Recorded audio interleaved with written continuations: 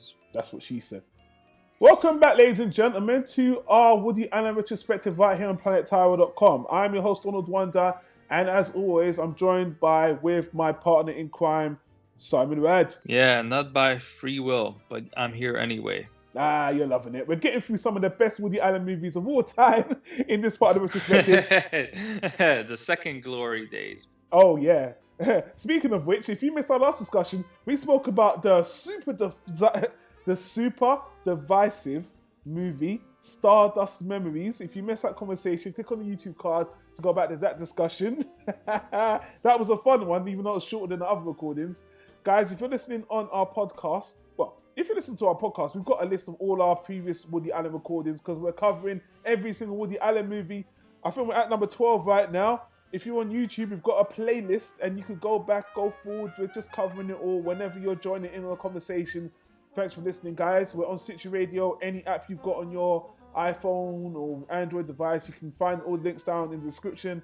And as always, these movie reviews are spoiler-filled.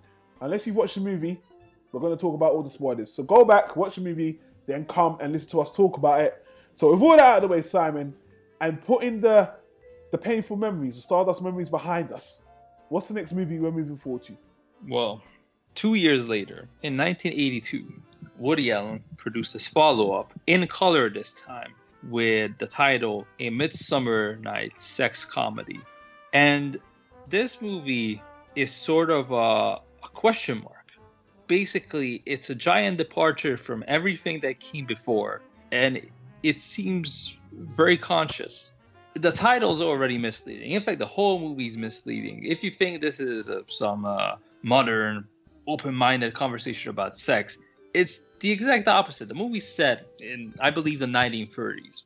Woody Allen plays Andrew, who's a comedic inventor. He lives out in the countryside with his wife and spends most of his free time coming up with these crazy inventions, trying to develop wings and stuff.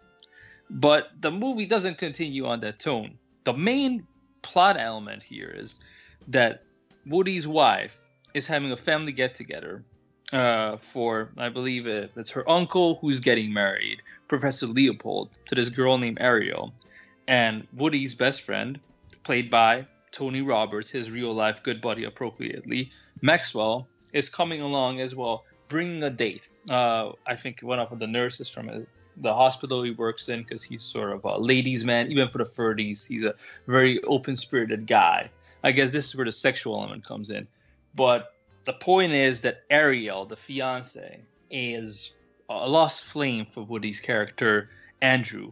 They had a fling years in the past. And Andrew recollects this as a lost opportunity because they never got together, they never slept with each other, and then he went on to marry his wife.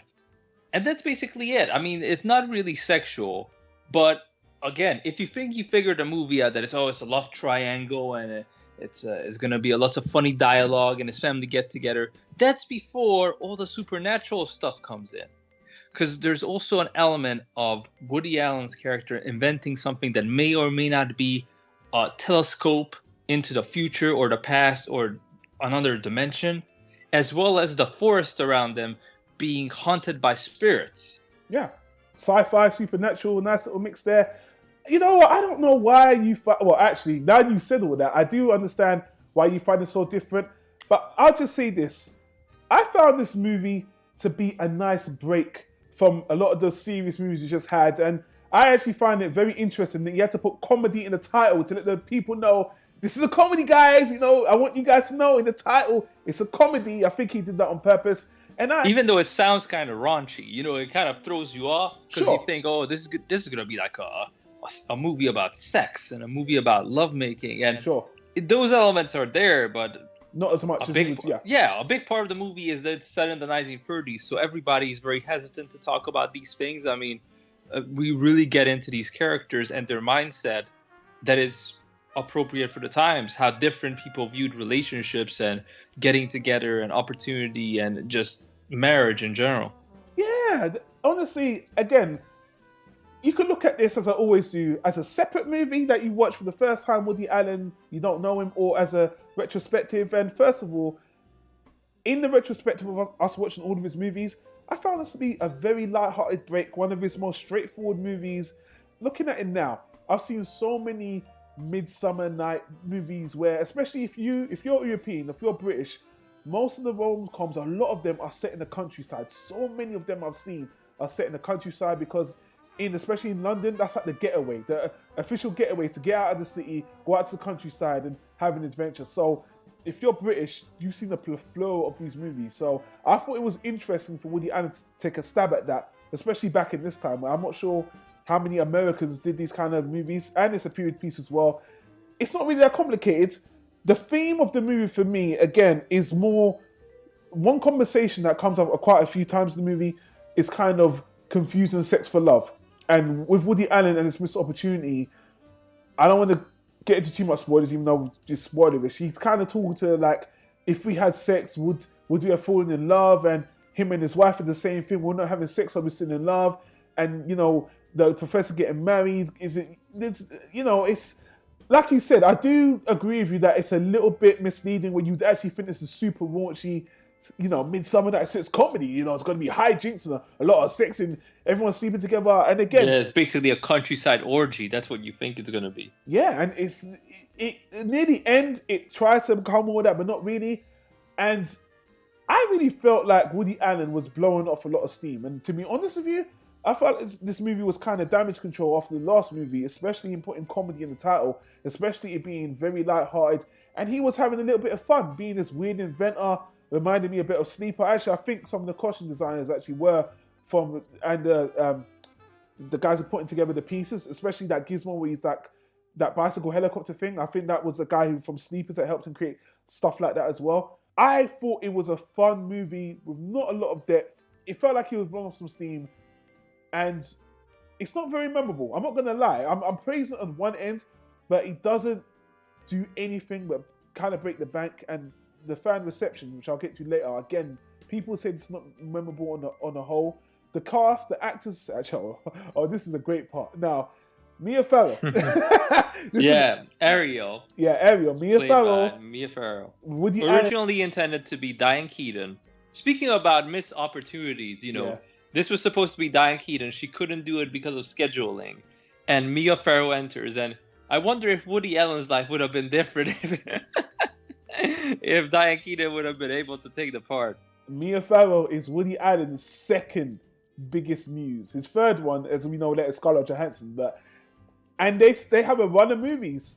Funny thing about Mia Farrow in this movie, which I thought was a fun fact to find out, this is the only movie Woody Allen has had a Razzie nomination for, and it was Mia Farrow's part. She got nominated for Worst Actress or Worst Supporting Actress for a Razzie. And you know what's funny? In the movie, I knew that before watching it. When I was watching the movie, she did seem a bit stilted. And reading some of the reviews and some of the behind the scenes, she said she had trouble with the character. And now there's a lot of bad taste between them two, whatever. I didn't think she was as horrible as a Razzie Award, but I will say, in the whole cast, she's the worst, because the other young girl, the very promiscuous one, she's very lively. Tony Roberts and the old man, they're going up against each other. They're great. Woody Allen's great as the inventor. Woody Allen's wife is, going through her own issues with the not having sex, which is great. Everyone is excellent, except for Mia Farrow, who isn't horrible, but against the other ones, she's noticeably, I actually think the Razzie Award is more got to do with the reception that people had for Woody at this point, because, the last movie, Woody talking bad about the fans apparently, and people were just like, fuck Woody Allen, we're going to give him the Razzie. Who's this chick? Who's Mia Farrow? This ain't Diane Keaton. Fuck her. Worst actress. I'm saying it was a conspiracy in a sense, but she wasn't that bad. She really wasn't. And actually, I could see Woody Allen and Mia Farrow, I'll speak about it more as we get to the upcoming movies, they seem very similar. Especially their chemistry in this movie, the way they talk about each other, they're finishing each other's sentences. You can tell there's a definite chemistry. It's just that her delivery of her character in this movie is very stilted. But Tony Roberts, for me, is a standout of this movie. He is lovesick. He is absolutely great. I thought he was hilarious. Him and Woody Allen have that back and forth, which is the best part of the movie. Oh, yeah. Their chemistry replaces the Diane Keaton, Woody Allen chemistry we got used to in previous films. And Tony Roberts was always very good, but Yeah. usually he was very much a supporting character and didn't have that much screen time compared to everybody else, as in compared to Woody Allen and Diane Keaton. But here, the best exchanges are between him and Woody, and he's in it for almost the entire movie, and he's great. Like, he is the funniest thing about this. He is. And the old man, let's talk about the old professor. I mean, the movie opens with this professor talking about his philosophy and not believing in the supernatural. And I mean, he is so stuck up. He was a perfect fit for the role. Very good actor. I enjoyed the lightfulness and that comedy element. You know, actually, I don't think this movie is conventionally funny. I just found the interactions funny, humorous, but not ha ha ha ha. You know, the kind of comedy I was expecting. It's not laugh out loud funny, yeah. No. Honestly, I found this to be kind of an easy watch. The other things I'll just say, because honestly, I don't have a lot to say about this movie because it's pretty straightforward.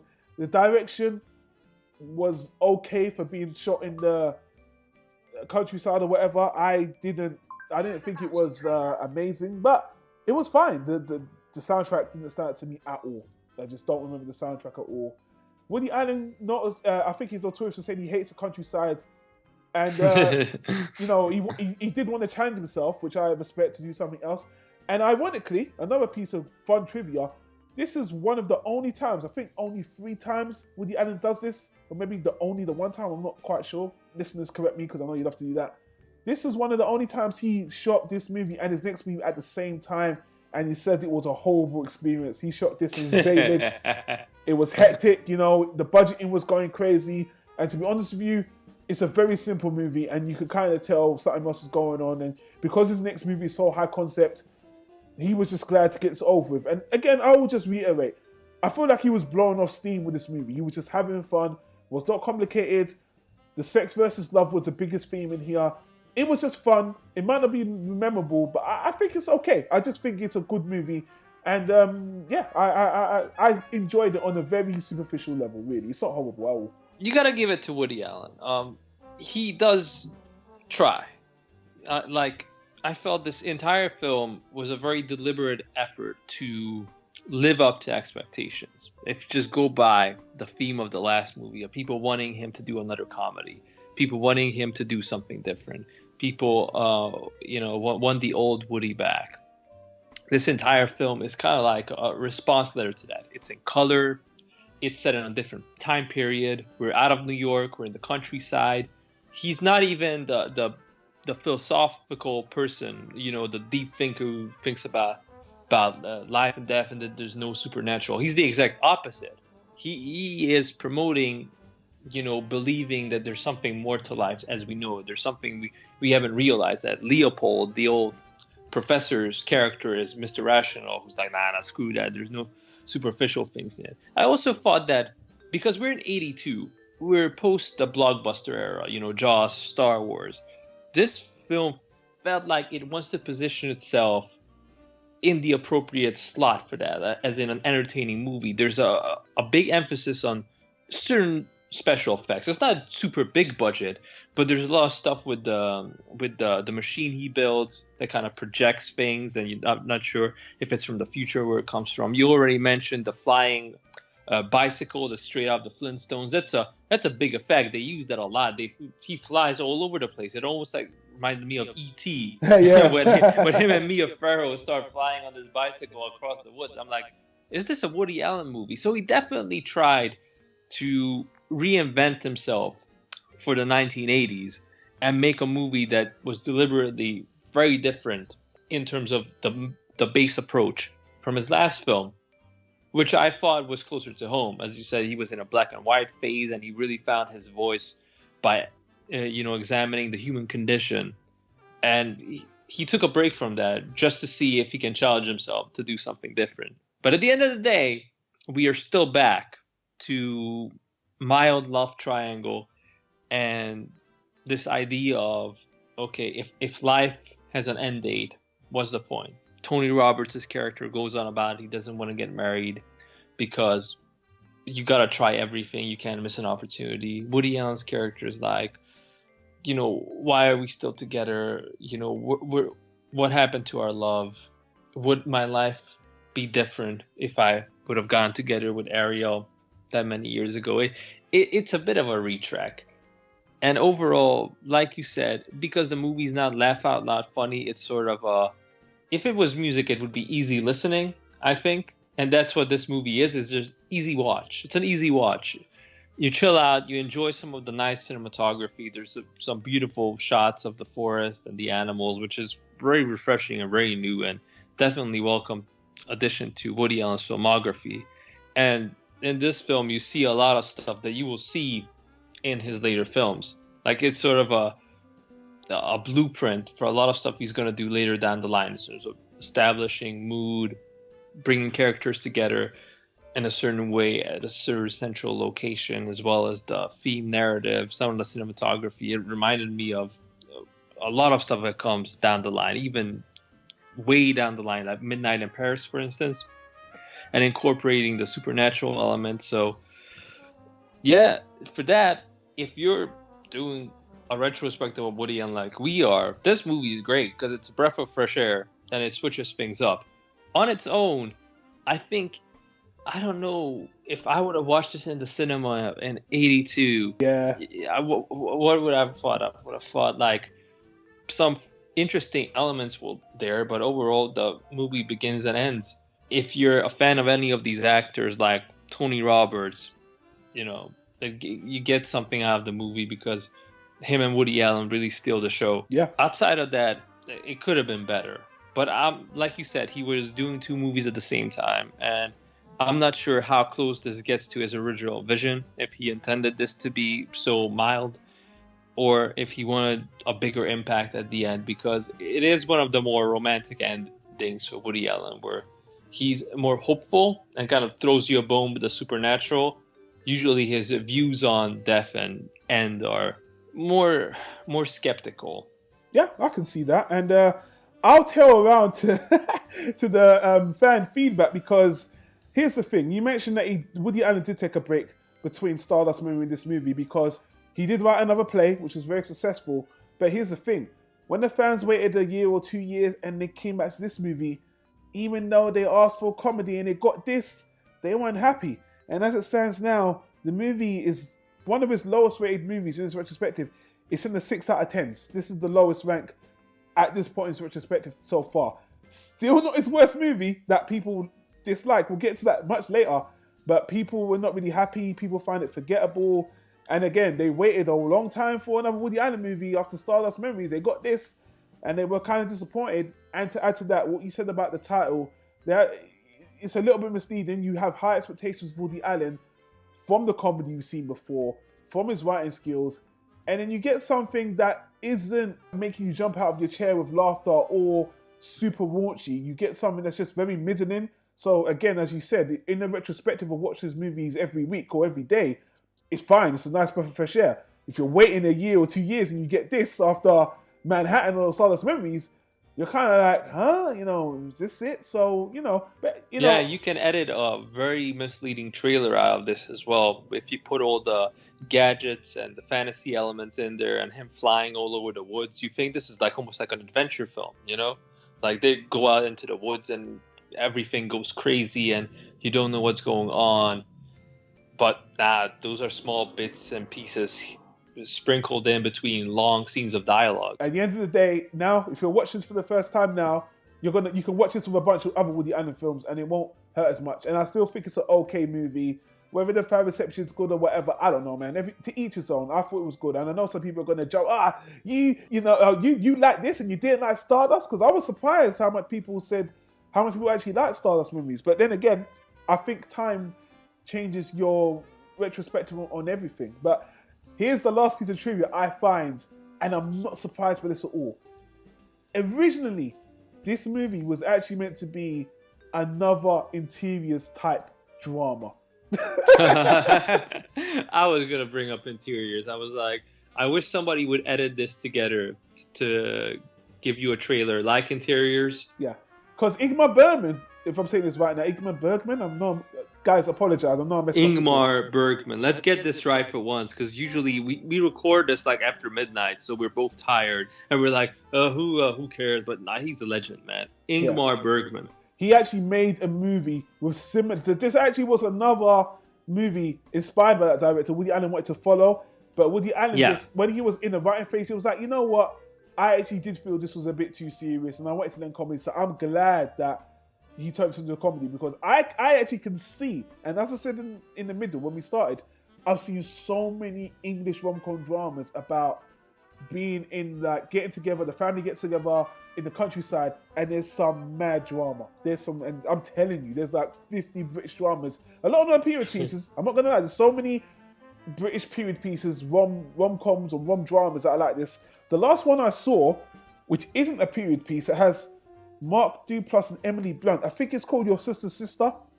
It's another one of those they go to get away to find themselves, and then sex happen. It's not exactly the same, but it's the last recent one, and you can get a lot of these kind of ideas. And again, Woody Allen ahead of the curve, doing this way before the 90s or 2000s. But before it was cool. Before it was cool, and before the British overused the trope. Because I'm telling you, the Midsummer Night movie in Britain is an overused goddamn trope. But it's a classic setting for plays, back in the day. That if you wrote a comedic play, usually it involved a bunch of different characters coming together for a dinner or some occasion, and they would play off each other, because it would have to be on a stage where everybody sits at a table. So that was the familiar trapping. Well, with that said, it's interesting you mentioned the more dramatic elements, and that it was intended to be a little bit more serious, because to me, one of the best scenes in this movie is when Maxwell arrives, and Woody Allen's character Andrew pulls him to the side like, hey, can I talk to you for a second? And Maxwell's asking him, so how are you? How are things? And Woody Allen just breaks down, and I thought his acting was beautiful. It reminded me of his best moments in The Front, where I'm like, you should really give yourself a chance at being more dramatic, because you're very good. You're very good at these scenes because you wrote the script, you wrote the words, you know where the character's coming from, you know the emotions inside and out, you can relate to it on a personal level, and he really nails the delivery. Yeah. And what Tony Roberts was great for the comedy, Woody Allen was great for the more deep emotional elements. I'm like, that really made the movie for me. It made it a better film. And I do have to emphasize, I love the fact, and at the end kind of surprised me, especially how things turn out between him, Mia Farrow, and his wife. The way the movie addressed the sex versus love, and I think even Mia Farrow actually says, I can't remember verbatim, she actually says, I can't remember, I'll probably put it on the screen or something, but they actually have that conversation. And movies don't actually handle that topic very well. They really don't. But I do think you can confuse sex for love, or to get driven up in romantic dreams of what the do you mean? past. You just gotta love sex, and that's it. Oh, Simon. It's good to be young, isn't it, Simon? Anyway, we've rambled on long enough about this movie, guys. Check out the Woody Allen Watcher's Guide. It goes into much more detail about the production of this movie. Again, I find it very interesting that he shot this movie and the next movie, which is a big Woody Allen movie, like a return to form that we're going to get into, Zelig.